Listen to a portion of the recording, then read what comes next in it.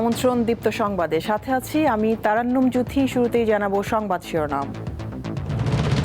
চাঁদপুরে খাল পুনর্খনন কাজের উদ্বোধন করলেন প্রধানমন্ত্রী। বললেন, সরকার যখন প্রতিশ্রুতি পূরণ শুরু করেছে তখন কিছু মানুষ জনমনে বিভ্রান্তি ছড়াচ্ছে। প্রতিশ্রুতি ইনশাআল্লাহ পর্যায়ক্রমিকভাবে যদি আমরা বাস্তবায়ন করতে পারি, দেশের মানুষের ভাগ্যের পরিবর্তন হবে। পদ্মার পানির ন্যায্য হিস্সা আদায় এবং তিস্তা মহাপরিকল্পনা সরকারকে বাস্তবায়ন করতেই হবে। রাজশাহীতে 11 দলীয় জোটের সমাবেশে জামায়াতের আমির।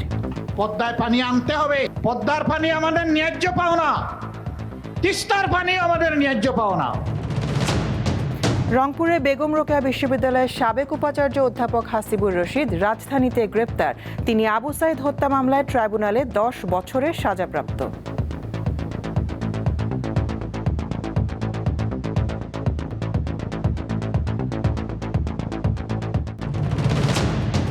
কোরবানির ঈদ সামনে রেখে সারা দেশে জাল টাকা তৈরি চক্রের সদস্যরা সক্রিয়। বিশেষ অভিযান চালাচ্ছে আইন শৃঙ্খলা রক্ষাকারী বাহিনী। সবাইকে সতর্ক থাকার পরামর্শ।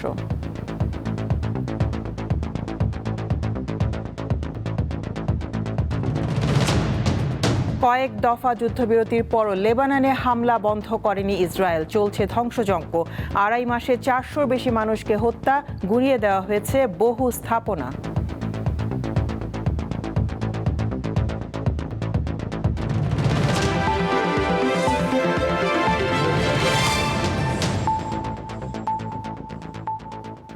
প্রধানমন্ত্রী তারেক রহমান বলেছেন, সরকার যখন প্রতিশ্রুতি পূরণ শুরু করেছে তখন কিছু মানুষ জনমনে বিভ্রান্তি ছড়াচ্ছে।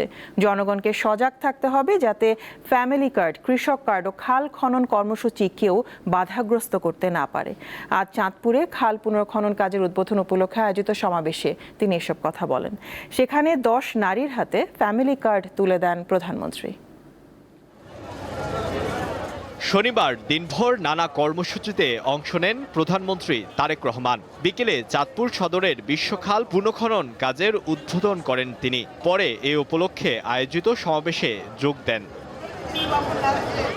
এ সময় প্রধানমন্ত্রী বলেন, গত 16 বছর উন্নয়নের নামে মানুষের বিপুল সম্পদ বিদেশে পাচার করা হয়েছে, ধ্বংস করা হয়েছে বিভিন্ন খাত।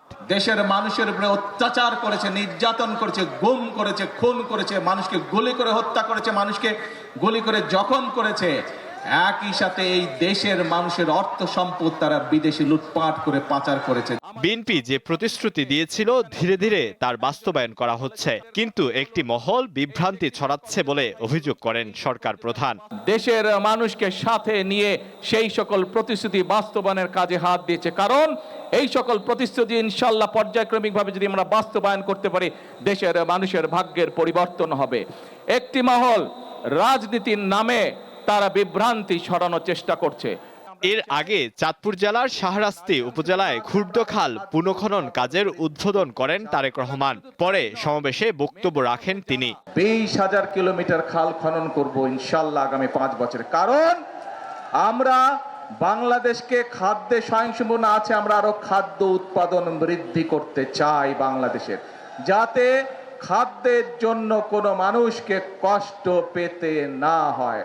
এদিকে সড়ক পথে চাঁদপুর পৌঁছানোর আগে কুমিল্লার বরুড়ায় লক্ষ্মীপুর বাজার মাঠে পথসভায় অংশ নেন প্রধানমন্ত্রী।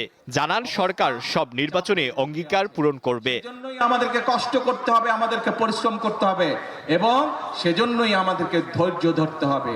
আমরা ইনশাআল্লাহ জনগণের যে সকল দাবি, জনগণের যে সকল চাওয়া পর্যায়ক্রমিকভাবে ইনশাআল্লাহ আমরা বাস্তবায়ন করব এক এক করে। প্রধানমন্ত্রীর কাছে কুমিল্লা বিভাগ প্রতিষ্ঠা, কৃষি বিশ্ববিদ্যালয় স্থাপন এবং কুমিল্লা সদর হাসপাতালকে 100 শয্যা থেকে 250 শয্যায় রূপান্তরের দাবি জানান বিএনপির স্থানীয় নেতারা। কি চাই? কুমিল্লা বিভাগ। এই দাবিটি যদি জনগণের দাবি হয়ে থাকে ইনশাআল্লাহ তাহলে সেটির বাস্তবায়ন হবে। আলোয়ান খান, দীপ্ত বার্তা কক্ষ। জামায়াতে ইসলামীর আমির শফিকুর রহমান বলেছেন, পদ্মার পানির ন্যায্য হিস্সা আদায় এবং তিস্তা মহাপরিকল্পনা সরকারকে বাস্তবায়ন করতেই হবে। আজ রাজশাহীতে 11 দলীয় জোটের সমাবেশে তিনি আবারও বলেন, অতীতে যে পথে স্বৈরাচার হেঁটেছিল বর্তমান সরকার সে পথেই হাঁটছে। 11 দলীয় ঐক্যের জাতীয় শীর্ষ নেতৃবৃন্দ গণভোটের রায় বাস্তবায়ন, জনদুর্ভোগ লাঘব এবং পদ্মার পানি ন্যায্য হিস্যার দাবিতে শনিবার রাজশাহীর ঐতিহাসিক মাদ্রাসা ময়দানে বিভাগীয় সমাবেশের আয়োজন করে জামায়াতে ইসলামীর নেতৃত্বাধীন 11 দলীয় জোট। এতে প্রধান অতিথি হিসেবে যোগ দেন জাতীয় সংসদের বিরোধী দলীয় নেতা ও জামায়াতে ইসলামের আমির শফিকুর রহমান। বক্তব্যে তিনি বলেন, বিএনপি যে প্রতিশ্রুতি দিয়ে ক্ষমতায় এসেছে তা রক্ষা করছে না। তিস্তা মহাপরিকল্পনা জনগণের দীর্ঘদিনের দাবি, কিন্তু সরকার তা আমলে নিচ্ছে না। যে স্লোগান দিয়েছিলেন জাগো বাহে, বাহরাজ কিন্তু এখন জেগে আছে, এখন দুইটি চোখ দিয়ে তাকিয়ে আছে। সেদিন যে বক্তব্য দিয়েছিলেন তা বাস্তবায়ন করেন কিনা। কারো রক্ত চক্কর দিকে না তাকিয়ে তিস্তা মহাপরিকল্পনা অবশ্যই বাস্তবায়ন করতে হবে। পদ্মায় পানি আনতে হবে। পদ্মার পানি আমাদের ন্যায্য পাওনা, তিস্তার পানি আমাদের ন্যায্য পাওনা। বিএনপি দুর্নীতিমুক্ত দেশ গড়ার অঙ্গীকার করলেও বাস্তবে তার উল্টোটা করছে বলে অভিযোগ করেন এই নেতা। ধিক্কার জানাই, আজকে আপনাদের পরিচয় হয়েছে, আপনাদের নাম ছিল জাতীয়তাবাদী দল, এখন মানুষ বলে চাঁদাবাজি দল। আপনারা মনে রাখবেন, যেই পথ ধরে স্বৈরাচার চলেছিল একই পথ ধরে আপনারাও হাঁটছেন। স্বৈরাচারের যে পরিণতি অতীতে হয়েছে, আপনাদের পরিণতি ভিন্ন হবে না যদি এই পথ থেকে আপনারা ফিরে না আসেন। সরকারকে গণভোটের রায় বাস্তবায়ন করতে বাধ্য করা হবে বলে হুঁশিয়ারি দেন জামায়াত ইসলামের আমির। এর পাওনা বুঝে নেওয়ার জন্য তৈরি হন। নূর আলম, দীপ্ত, বার্তাকক্ষ। বাংলাদেশ তার সবচেয়ে বড় প্রতিবেশী ভারতের সঙ্গে কোনো রকম ঝগড়া বিবাদে যেতে চায় না, এমনটাই বললেন স্থানীয় সরকারমন্ত্রী মির্জা ফখরুল ইসলাম আলমগীর। আজ ঐতিহাসিক ফারাক্কা লং মার্চ দিবস উপলক্ষে রাজধানীতে তিনি আরও বলেন, বিভিন্ন নদীর পানির ন্যায্য হিস্সা বাংলাদেশকে দিতেই হবে। নদীমাতৃক বাংলাদেশের অসংখ্য মানুষের জীবন জীবিকা, কৃষি ও পরিবেশ সহ অনেক কিছুই নির্ভর করে নদীর ওপর। ভারত 1975 সালে গঙ্গা নদীর ওপর নির্মিত ফারাক্কা বাঁধ চালু করলে শুষ্ক মৌসুমে বাংলাদেশের পদ্মা নদীতে পানি প্রবাহ অনেক কমে যায়, ফলে কৃষি সহ বিভিন্ন ক্ষেত্রে এর নেতিবাচক প্রভাব পড়ে। 1976 সালের 16 মে রাজশাহী থেকে ফারাক্কা বাঁধ অভিমুখে লং মার্চ করেন মজলুম জননেতা মাওলানা আব্দুল হামিদ খান ভাসানী। 17 মে সীমান্তের কাছে কানসাটে গিয়ে তা শেষ করা হয়। ঐতিহাসিক এ দিনটির স্মরণে শনিবার রাজধানীর কেন্দ্রীয় শহীদ মিনারে আলোচনা সভার আয়োজন করে ভাসানী জনশক্তি পার্টি। এতে প্রধান অতিথির বক্তব্য রাখেন স্থানীয় সরকার মন্ত্রী। তিনি দুই দেশের সুসম্পর্ক বজায় রাখার উপর গুরুত্ব আরোপ করেন। ভারত আমাদের প্রতিবেশী, সবচেয়ে বড় প্রতিবেশী। আমরা প্রতিবেশীর সঙ্গে কখনোই ঝগড়া বিবাদ করে দিয়ে যাওয়ার পক্ষপাতী নই, আমরা যেতেও চাই না। যার কোনো টাল বাহানা না করে এই ডিসেম্বর মাসে আমাদের চুক্তি যেন নবায়ন করা হয়, সেটা অনির্দিষ্ট কালের জন্য করা হয়, নেক্সট চুক্তি না হওয়া পর্যন্ত। এর আগে সকালে ফারাক্কা লং মার্চ দিবস উপলক্ষে ইঞ্জিনিয়ার্স ইনস্টিটিউশনে বিএনপির আলোচনা সভায় বক্তব্য রাখেন মির্জা ফখরুল। বলেন, পানির ন্যায্য হিস্সা আদায় না হলে বাংলাদেশ ব্যাপক ক্ষতির মুখে পড়বে। গঙ্গা নদী বা পদ্মা নদী, যেটা আমাদের প্রায় 1/3 মানুষের উপর বেশি মানুষকে তার জীবন জীবিকা নিয়ন্ত্রণ করে, জীববৈচিত্র্যকে নিয়ন্ত্রণ করে, সেই বাঁধ অর্থাৎ ফারাক্কা বাঁধ নির্মিত হলে যে এই দেশের মানুষের জীবন জীবিকা বিনষ্ট হবে, জীববৈচিত্র্য বিনষ্ট হবে এবং এর পরিবেশ, সেই পরিবেশ নষ্ট হয়ে যাবে। সঞ্জিদা প্লাবনী, দীপ্ত সংবাদ, ঢাকা। রংপুরে বেগম রোকেয়া বিশ্ববিদ্যালয়ের সাবেক উপাচার্য অধ্যাপক মোহাম্মদ হাসিবুর রশিদকে গ্রেপ্তার করেছে রাজধানীর মোহাম্মদপুর থানা পুলিশ। তাকে জুলাই গণ অভ্যুত্থানে প্রথম শহীদ আবু সাঈদ হত্যা মামলায় 10 বছরের সাজা দিয়েছে আন্তর্জাতিক অপরাধ ট্রাইব্যুনাল। আজ রাত 8টার দিকে মোহাম্মদপুরের সলিমুল্লাহ রোডের একটি বাসা থেকে তাঁকে গ্রেপ্তার করা হয়। ঢাকা মহানগর পুলিশ এই তথ্য নিশ্চিত করেছে। জুলাই গণ অভ্যুত্থানের পর থেকে অধ্যাপক হাসিবুর রশিদ পলাতক ছিলেন। তিনি ঢাকা বিশ্ববিদ্যালয়ের ম্যানেজমেন্ট ইনফরমেশন সিস্টেম বিভাগের শিক্ষক ছিলেন। 2021 সালের জুনে বেগম রোকেয়া বিশ্ববিদ্যালয়ের উপাচার্য হন তিনি। জুলাই গণ অভ্যুত্থানের সময় হাসিবুর রশিদ বিশ্ববিদ্যালয়টির উপাচার্যের দায়িত্বে ছিলেন। চলতি বছরের 9 এপ্রিল আবু সাঈদ হত্যা মামলার রায় হয়। এতে 30 আসামির মধ্যে 25 জনকে বিভিন্ন মেয়াদে সাজা দেয় আন্তর্জাতিক অপরাধ ট্রাইব্যুনাল।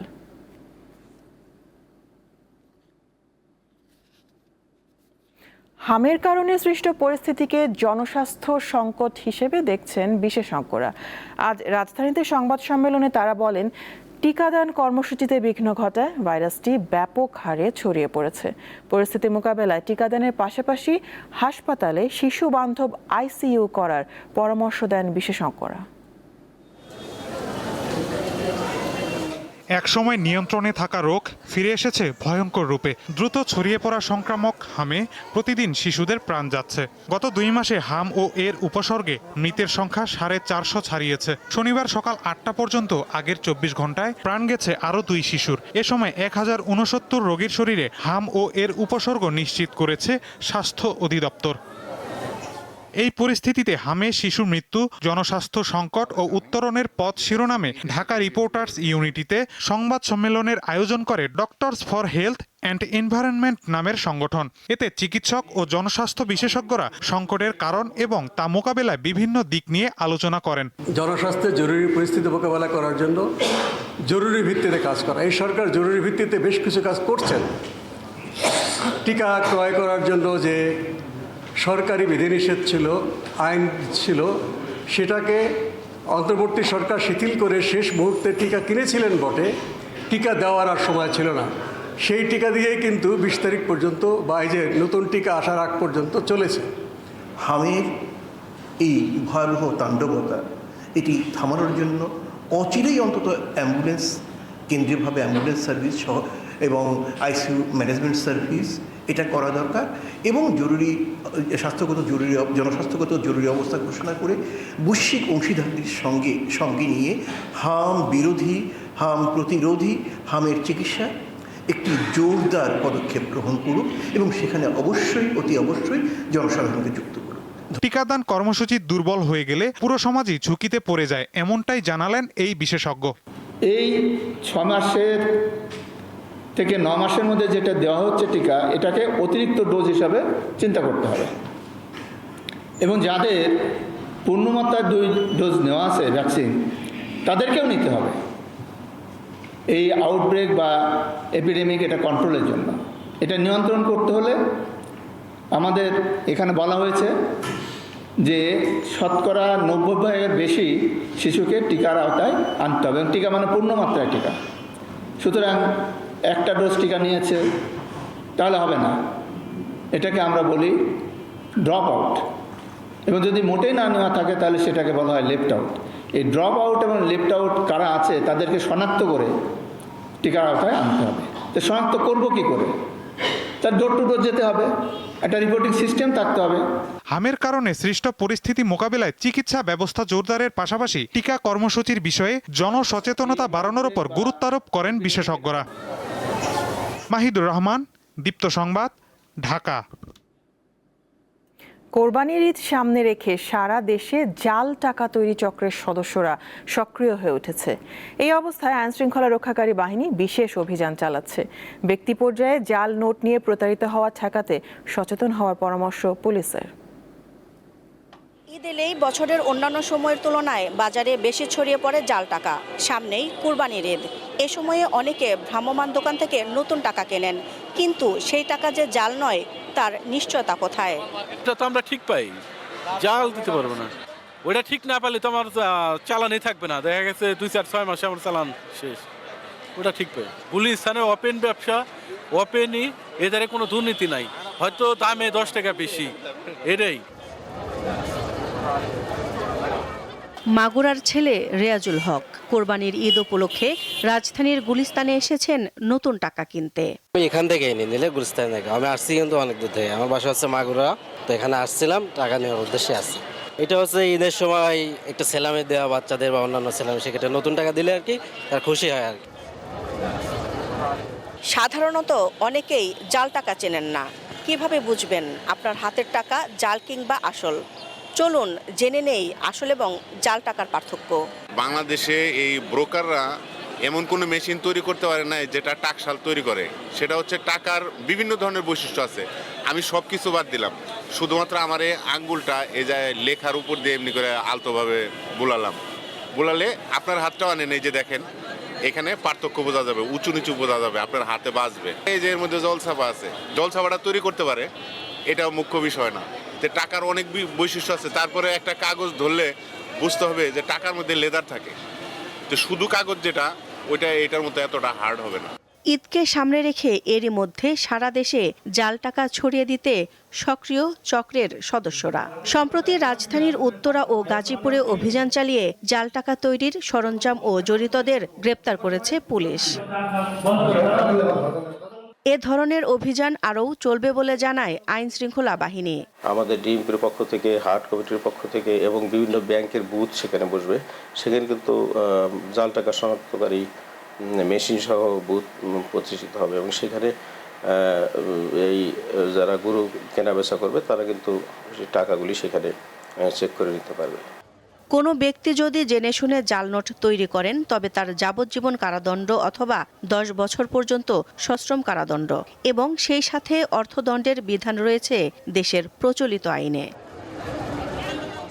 দিলশাদানি, দীপ্ত সংবাদ, ঢাকা। জাহাঙ্গীরনগর বিশ্ববিদ্যালয়ের এক শিক্ষার্থীকে ধর্ষণ চেষ্টার ঘটনায় অভিযুক্তকে দ্রুত আইনের আওতায় আনার দাবি জানিয়েছে জাকসু। আজ বিশ্ববিদ্যালয়ের উপাচার্যের বাসভবনের সামনে সংবাদ সম্মেলনে এই দাবি জানানো হয়। এ সময় জাকসুর নেতারা অভিযোগ করে বলেন, একটি মহল মূল দাবি থেকে সরে ক্যাম্পাসকে অস্থিতিশীল করার চেষ্টা করছে। এর আগে অভিযুক্তকে গ্রেপ্তারে ব্যর্থ হওয়ায় প্রক্টোরিয়াল বডির পদত্যাগ দাবিতে আন্দোলন করেন একদল শিক্ষার্থী। এরই অংশ হিসেবে সকালে প্রক্টর অফিসে তালা লাগিয়ে দেওয়া হয়।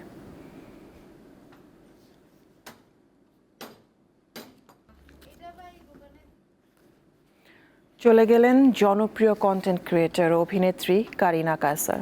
ভারতের চেন্নাইয়ের একটি হাসপাতালে শুক্রবার রাতে তার মৃত্যু হয়। রোববার মরদেহ দেশে আনা হবে বলে জানিয়েছেন কারিনার বাবা, জাতীয় ফুটবল দলের সাবেক খেলোয়াড় কায়সার হামিদ। পরদিন মুন্সিগঞ্জের গজারিয়ায় তাকে দাফন করা হবে। 36-24-36 হলো ওটিটি প্ল্যাটফর্মের একটি জনপ্রিয় চলচ্চিত্র, যেখানে সায়রা নামের একজন প্লাস সাইজ বা শারীরিকভাবে গভীর গঠনের তরুণীর ইভেন্ট প্ল্যানার হওয়ার স্বপ্ন এবং প্রেম ভালোবাসার গল্প তুলে ধরা হয়েছে। সিনেমায় শারীরিক মাপের প্রচলিত ধারণাকে উজ্জীবিত করে আত্মবিশ্বাসের গল্প বলা হয়েছে। এই ছবির মাধ্যমে বড় পর্দায় অভিষেক কারিনা কায়সারের। এছাড়াও সামাজিক যোগাযোগ মাধ্যমে প্রাণবন্ত উপস্থাপনা ও জীবন ঘনিষ্ঠ কন্টেন্ট তরুণ দর্শকদের কাছে তাকে জনপ্রিয় করে তোলে। অভিনয়ের পাশাপাশি চিত্রনাট্যকার হিসেবেও কাজ করেন তিনি। আপনারা কি কাজিন, আপনারা কি খালাতো বোন, এগুলো করতো না? হ্যাঁ, ওটার পরে ওটা কি হয়েছে? এ সবই এখন স্মৃতি। সন্তানের শোকে পাথর দেশের এক সময়ের অন্যতম সেরা ফুটবলার কায়সার হামিদ। দেশ বরেণ্য দাবারু রানী হামিদ হলেন কারিনা কায়সারের দাদি। সামাজিক যোগাযোগ মাধ্যমে বাবাই জানান, প্রাণপ্রিয় সন্তান ওপরে চলে গেছে। হসপিটাল থেকে জানানো হয় একটু পরে, তারা শেষ চেষ্টা করছিল। 3 ভাই বোন 2 ভাই ডোনেট করার জন্য গেছিল। মাত্র 30 বছর বয়সে না ফেরার দেশে চলে যাওয়া কারিনা কায়সার মে মাসের শুরুতে হঠাৎ জ্বরে আক্রান্ত হন। পরবর্তীতে তার শরীরে হেপাটাইটিস এ ও ই ভাইরাসের সংক্রমণ ধরা পড়ে, যা দ্রুতই তার লিভার ফেলোরের দিকে নিয়ে যায়। কারিনার মৃত্যুতে শোকের ছায়া নেমে এসেছে বিনোদন অঙ্গনে। সামাজিক যোগাযোগ মাধ্যম জুড়ে তাকে নিয়ে স্মৃতিচারণ করছেন নির্মাতা, অভিনয় শিল্পী, সহকর্মী ও ভক্তরা।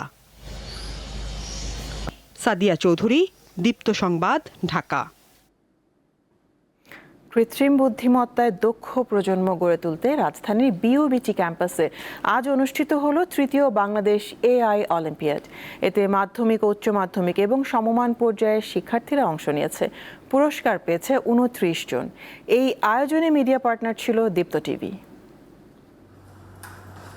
মাধ্যমিক ও উচ্চ মাধ্যমিকের শিক্ষার্থীদের কৃত্রিম বুদ্ধিমত্তা বা এআই প্রযুক্তি বিষয়ে সচেতনতা ও দক্ষতা বৃদ্ধির লক্ষ্যে তৃতীয়বারের মতো অনুষ্ঠিত হলো বাংলাদেশ এআই অলিম্পিয়াড। দেশের বিভিন্ন জেলা থেকে এই প্রতিযোগিতায় অংশ নিয়েছে 3 শতাধিক শিক্ষার্থী।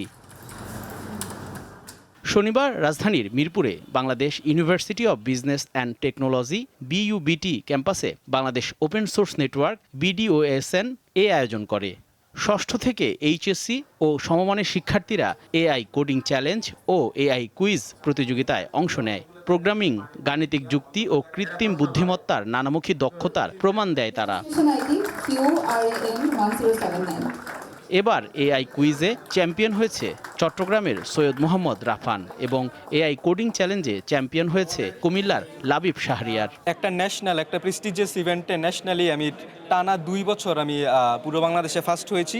অ্যান্ড ইনশাআল্লাহ আমি চাই এবার আমি বাংলাদেশকে আর্টিফিশিয়াল ইন্টেলিজেন্স অলিম্পিয়াড ইন্টারন্যাশনালি আমি রিপ্রেজেন্ট করব। চিন্তা করতে পারি নাই যে আমি আসলে অনেক এত ভালো যে ফার্স্ট পজিশন হইতে পারবো, তো আমার কাছে এটা অনেক ভালো লেগেছে। নতুন প্রজন্মকে প্রযুক্তি, গাণিতিক যুক্তি ও ডেটা ভিত্তিক চিন্তায় দক্ষ করতেই এমন উদ্যোগ বলে জানান আয়োজকরা। কৃত্রিম বুদ্ধিমত্তায় মাধ্যমিক পর্যায় থেকেই শিক্ষার্থীদের দক্ষ করে তোলার উপর জোর দেন তারা। আমরা যদি স্কুল লেভেলে এআইকে স্প্রেড না করতে পারি, বিশ্ববিদ্যালয়ে এসে এদের এআই নলেজ কখনোই সম্পৃক্ত হবে না। তাই আমাদের টার্গেট হলো আমরা স্কুল লেভেল থেকে ড্রাইভটা দেব। আমাদের টার্গেট হচ্ছে যে আমাদের দেশের ছেলে মেয়েদেরকে এআইতে শুধু এআই ব্যবহার না, এআই তৈরি করা, এআই নিয়ে কাজ করা, এআই ডেটা মডেলিং করা এবং সেটার অ্যাপ্লিকেশন তৈরি করার জন্য তাদেরকে ক্রমাগতভাবে তৈরি করতে সাহায্য করা। আয়োজকরা জানান বিজয়ীদের মধ্য থেকে 8 জন এশিয়া প্যাসিফিক এআই অলিম্পিয়াডে অংশ নেওয়ার সুযোগ পাবে। এছাড়া তৃতীয় আন্তর্জাতিক এআই অলিম্পিয়াডে বাংলাদেশকে প্রতিনিধিত্ব করবে 4 জন। জহুরুল মোহসান, দীপ্ত সংবাদ, ঢাকা। এবার থাকছে উদ্দীপ্ত, যা কিছু ভালো ও উদ্দীপনার।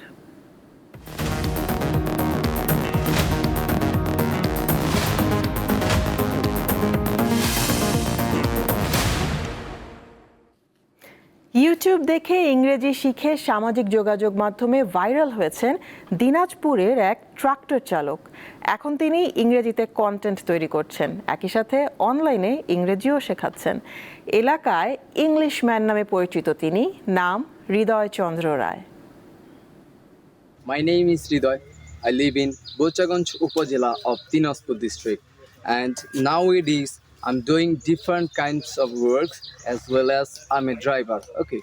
এভাবেই ইংরেজি বলে তাক লাগিয়েছেন দিনাজপুরের বোচাগঞ্জ উপজেলার ট্রাক্টর চালক হৃদয় চন্দ্র রায়।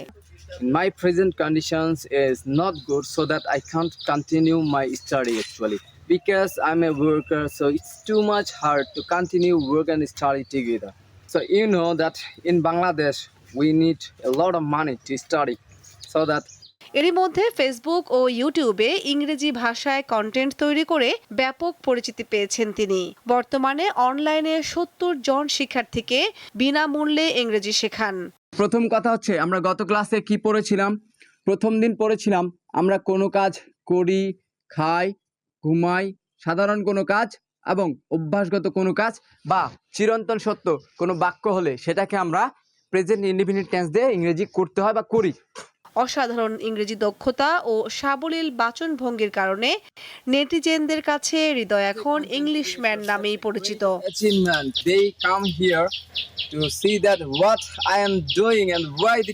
শুধু টেলিভিশনে ইংরেজি সংবাদ এবং ইংরেজি জানা মানুষদের অনুসরণ করেই সফল হয়েছেন হৃদয়। সন্তানের এমন সাফল্যে গর্বিত হৃদয়ের বাবা মা। ফেসবুকে ইংলিশ বকে, আমি বলি আচ্ছা এ কি বকে, সব সময় দিনে রাতে রাস্তাঘাটে যেখানে যাচ্ছে ঘরে দুয়ারে সবসময় খালি ইংলিশে কথা বলে। আমরা তো অত ইংলিশ জানি না, আমরা তো অত পড়ালেখা করি নাই, অল্প স্বল্প করছি। যদি ইচ্ছা হয় সরকার যেন তাকে একটু ভালো চোখে দেখে, যে তার গতিবেগ দেখে, যোগ্যতা দেখে যদি মনে হয় যে সরকার তাকে কিছু সাহায্য করতে পারে। 2018 সালে এসএসসি এবং 2020 সালে এইচএসসি পাশ করার পর সেতাবগঞ্জ সরকারি কলেজে পদার্থবিজ্ঞানে অনার্সে ভর্তি হলেও অভাবের কারণে আর লেখাপড়া এগিয়ে নিয়ে যেতে পারেনি হৃদয়। And I have already started my journey. I want to be an English teacher because English is an international language, so that Kamrun Nahar, দীপ্ত, বার্তা কক্ষ। যুদ্ধবিরতির পরও লেবাননে হামলা বন্ধ করেনি ইসরায়েল। 3 দফা সময় বাড়ানোর পর গতকাল নতুন করে 45 দিনের যুদ্ধবিরতিতে সম্মত হয়েছে দেশ দুটি, কিন্তু থামেনি ইসরায়েলি বাহিনীর হত্যা ও ধ্বংসযজ্ঞ। 2.5 মাসে হত্যা করা হয়েছে 400-র বেশি মানুষকে। এই অবস্থায় বেনিয়ামিন নেতানিয়াহুর বাহিনীর উদ্দেশ্য নিয়ে প্রশ্ন উঠেছে। যে রাতে ইরানের উপরে ভয়াবহ হামলা চালায় যুক্তরাষ্ট্র, তার ঠিক 2 দিন পরে লেবাননেও একইভাবে নারকীয় তাণ্ডব চালায় ইসরায়েলের বাহিনী। 2 মার্চ থেকে 16 এপ্রিল পর্যন্ত টানা এই সংঘাত চলতে থাকে এবং এই সময়ের মধ্যে প্রায় 3000 মানুষ প্রাণ হারিয়েছে পুরো লেবানন জুড়ে, বিশেষ করে দক্ষিণ লেবাননে। এরপরে 16 এপ্রিল যুক্তরাষ্ট্রের মধ্যস্থতায় তাদের মধ্যে একটি অস্ত্রবিরতি চুক্তি কার্যকর হয় এবং কথা ছিল যে অস্ত্রবিরতি যদি হয় তাহলে যুদ্ধ চলবে না, যুদ্ধ থেমে যাবে, কিন্তু আসলে যুদ্ধ থামেনি। 16 এপ্রিলের পর থেকে এখনো পর্যন্ত প্রতি রাতেই লেবাননের দক্ষিণ অঞ্চলে ইসরায়েলি বাহিনী হামলা অব্যাহত রেখেছে। ডক্টরস উইদাউট বর্ডার্স তারা বলছে যে প্রায় 400 থেকে 500 মানুষ এই যুদ্ধবিরতি কার্যকর হওয়ার পর থেকে এই পর্যন্ত 400 থেকে 500 মানুষ ইসরায়েলের হামলায় প্রাণ হারিয়েছে। আর জাতিসংঘ বলছে এর মধ্যে 103 জনই রয়েছেন মেডিকেল ওয়ার্কার। ফিলিস্তিন, গাজা কিংবা পশ্চিম তীর এই অঞ্চলেও তারা আগে থেকে ঘোষণা দিয়ে আবাসিক এলাকাগুলোতে হামলা চালাতো এবং বিপুল পরিমাণের মানুষ এই অঞ্চল ছেড়ে আশেপাশের এলাকায় আশ্রয় নেওয়ার কারণে পরবর্তীতে ইসরায়েল ওই জায়গাগুলোতে ওই আবাসিক এলাকাগুলোতে তারা তাদের বসতি স্থাপন করেছে।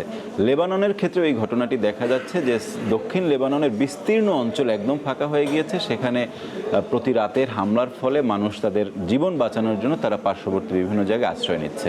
আরেকটি যে বিষয় লক্ষ্য করা যায় সেটি হচ্ছে এই যে মানুষের বেসামরিক যে মানুষ, তাদের ঘর বাড়ি, তাদের কৃষি জমি, তাদের জলাধার, তাদের রাস্তাঘাট, তাদের যোগাযোগ ব্যবস্থা, এই সমস্ত পরিকল্পিতভাবে যে ধ্বংসের একটা নমুনা সেটি আমরা গাজায় দেখেছি বা পশ্চিম তীরেও দেখেছি, ফিলিস্তিনে দেখেছি এবং একই ঘটনা এই লেবাননের ক্ষেত্রেও দেখা যাচ্ছে। গাজায় যেভাবে ইসরায়েলের আগ্রাসনের আগে, ইসরায়েলের বসতি স্থাপনের আগে গাজায় যেভাবে পরিকল্পিত হামলা চালানো হয়েছে, সেই একইভাবে লেবাননেও এই হামলা চালানো হচ্ছে এবং হতেও পারে যে লেবাননেই আসলে তারা ভবিষ্যতে তাদের যে নতুন বসতি স্থাপন তারা শুরু করবে তেল আবিব। এবং কিছুদিন আগে ইসরায়েলের একদল মানুষ, জায়নবাদী একদল মানুষ, তারা কিন্তু ওই যে ইয়েলো জোন লেবাননের সেখানে কিন্তু তারা তাদের বসতির দাবিতে তারা বিক্ষোভও করেছে। এই ছিল এখনকার মতন। আমি তারান্নুম জুথি বিদায় নিচ্ছি। দর্শক, আরও তথ্য বিনোদনের সংবাদ জানতে যুক্ত থাকুন দীপ্ত টিভি ডিজিটাল প্ল্যাটফর্মগুলোতে। এতক্ষণ সাথে থাকার জন্য ধন্যবাদ সবাইকে।